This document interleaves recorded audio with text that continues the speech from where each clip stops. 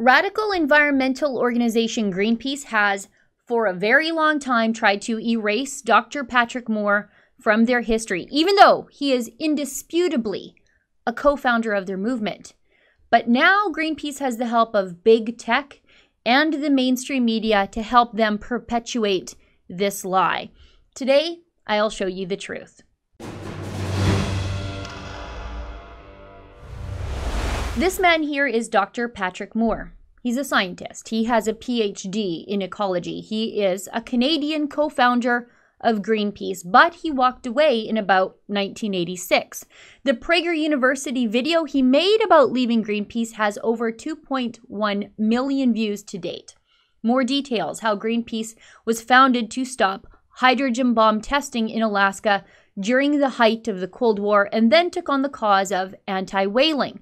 Now, in his video, Moore says he left because of what he said was the anti-human agenda that Greenpeace adopted after their unscientific campaigns against life-saving insecticides and chlorine in drinking water. Moore called Greenpeace's thinking backward and rigid. And ever since Moore left, Greenpeace has consistently tried to expunge him from the organization's early history, downplaying his role in the initial organizing of the organization and the founding of the organization, and his instrumental roles in those early first anti-whaling and anti-nuclear bomb campaigns. But now Greenpeace has Google and the mainstream media to assist in the Stalinist historical revisionism of their own beginnings. And Google and the mainstream media jumped in now because President Donald Trump himself tweeted something favorable about Moore. It's Silicon Valley's way of clapping back, the way they always do to someone that Trump retweets. They try to discredit the president by discrediting the person he's giving credibility to now. So today, I'm going to show you in real time the rewriting of history in favor of Greenpeace and against Patrick Moore. I'll show you the high-tech memory holing and how the mainstream media is just all too happy to play along as it hurts the president. Let's get right into it. It all started when President Trump tweeted about Dr. Moore. He tweeted, "Patrick Moore, co-founder of Greenpeace. The whole climate crisis is not only fake news, it's fake science. There is no climate crisis. There's weather and climate all around the world, and in fact, carbon dioxide is the main building block of all life. Fox and Friends." Wow. And like anybody who gets retweeted by the president, Patrick Moore was excited about it. I would be. But then here comes Greenpeace. They replied to the president. Patrick Moore was not a co-founder of Greenpeace. He does not represent Greenpeace. He is a paid lobbyist, not an independent source. His statements about Alexandria Ocasio-Cortez and the new Green Deal have nothing to do with our positions. This denouncement of Patrick Moore, who saw Greenpeace for what it is, spawned dozens of articles repeating Greenpeace's claims verbatim that Patrick Moore was never a co-founder of Greenpeace. Here is the BBC's story. Nice, angry, unflattering pic of the president, by the way. Here is CNN also repeating the lie. According to Greenpeace, however, Moore is not a co-founder, but rather a paid spokesman for a variety of polluting industries for more than 30 years. Here's the Independent. The only problem: Moore is not a co-founder of Greenpeace, according to a public statement issued by the environmental group, despite Fox News and Mr. Trump both claiming otherwise. Greenpeace wrote a statement that while Mr. Moore played a significant role in Greenpeace Canada for several years, he was not responsible for founding the organization. And of course, here is the activist DeSmog blog repeating the same, that Moore did not found Greenpeace. But is any of that true? Not at all. The Wayback Machine tells us something quite a bit different. If any of these so-called professional journalists had bothered to fact-check Greenpeace the way they would fact-check any conservative or any climate change skeptic. If you go to the web archive of Greenpeace International for 2005, you can see they list Patrick Moore as one of the 5 founders of Greenpeace. But by 2007, the rewriting of history had begun.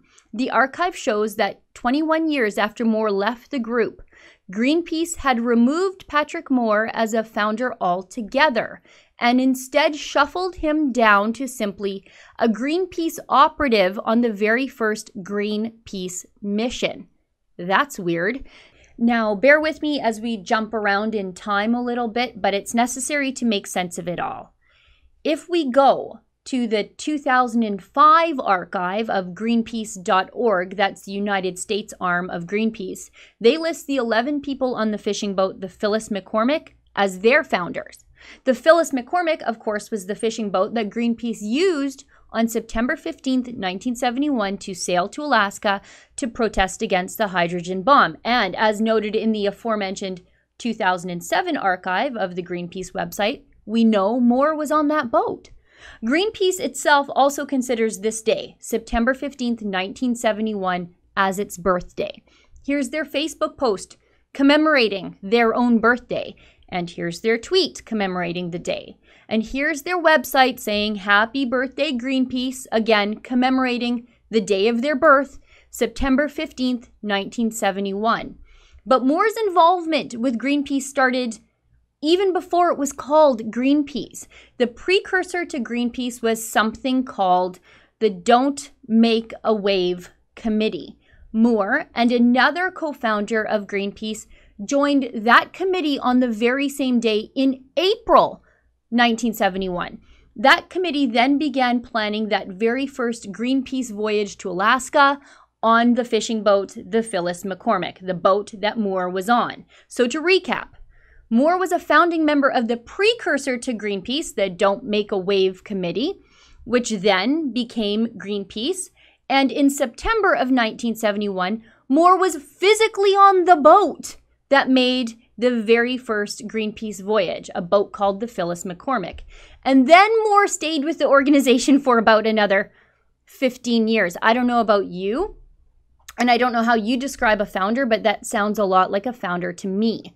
Even according to Greenpeace's own retelling of the story, Moore was not only there on the boat the day Greenpeace was born, but he was there for the gestation period too. Now, in further digging, more recently, the Greenpeace Philippines branch must not have received the memo about making Moore disappear from history, as their website continues to include him as a founder to this very day.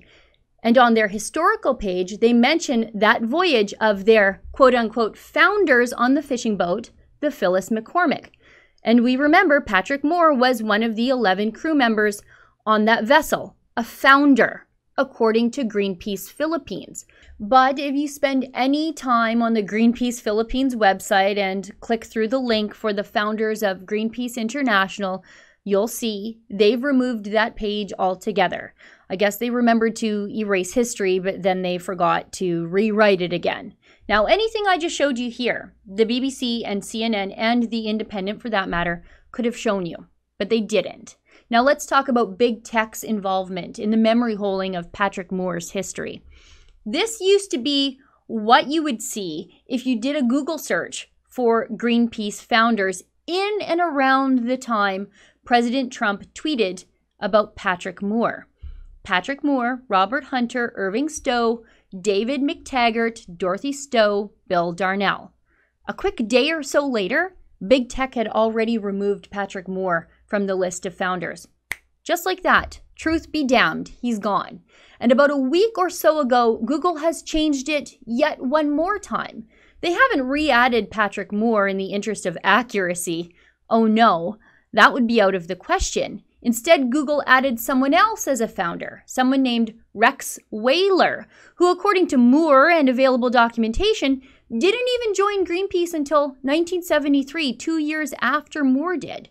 Whaler hadn't even emigrated to Canada until 1972, a year after that first Greenpeace mission. Google erased Patrick Moore's lived history, things he experienced firsthand. They don't exist anymore if you search for them. It's Orwellian and it's creepy. The mainstream media could have gone just one step further outside of taking a very embarrassed Greenpeace's word for everything. I mean, aren't the mainstream media supposed to be the fact checkers here?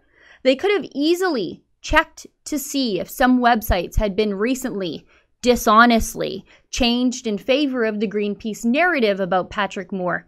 But the mainstream media didn't do that. The mainstream media was too busy assassinating an innocent man's character as just collateral damage in their war on the president. Making the president look bad is the imperative, far more important than doing their actual jobs. The mainstream media peddled in Greenpeace fake news this time, while priding themselves as truth-telling victims of a mean old president who just has no respect for the press. The story here isn't that the president had the gall to retweet a climate denier. It's that the media and Greenpeace and Google perpetuated a lie on the public together. While Patrick Moore's reputation was just the cost of doing business for the mainstream media and big tech, it's their own reputations they really damaged this time. For the Rebel.media, I'm Sheila Gunn Reid. What you just saw there is the daily video that I do here at The Rebel. But did you know that I have my own weekly full-length show? It's aptly called The Gun Show, where we talk about issues facing Canadian families in a way that you won't see done in the dishonest mainstream media. But to get access to my show and the rest of our incredible premium content, you should treat yourself to a Rebel subscription today.